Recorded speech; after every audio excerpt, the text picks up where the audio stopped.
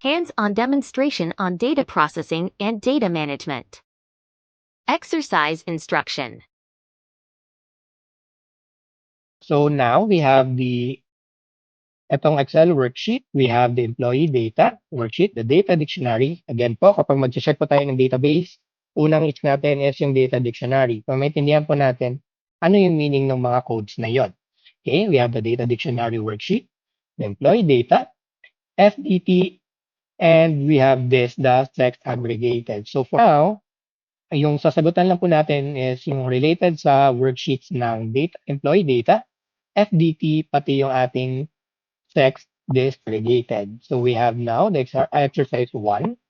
Then for our Word file, ayan, ito po yung instructions na gagawin natin regarding that. Yan, so first, ito yung instruction, yung context muna. So data on 50 employees from province A was collected in 2022 and is provided in the file. Ayun na nga ang file na to. Then, using the techniques learned in data management, work with the data of these employees. Instructions are given below and include the worksheet for the working data as well as the results that you need to provide. Yan. So, instruction number 1 is, yan, ito. Copy the employee data and data dictionary sheet into a new Excel workbook. Ito po yung discuss natin kung paano po tayo mag-move or copy ng mga worksheets. Ayan. Tapos may instructions na, so on. So, tutuloy lang po natin up until number 5. Ayan.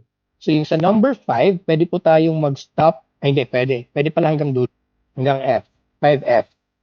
Ayan. Sa mga makakapag-generate po ng histogram or yung frequency distribution table, kindly paste na lang po dito ating table number 1.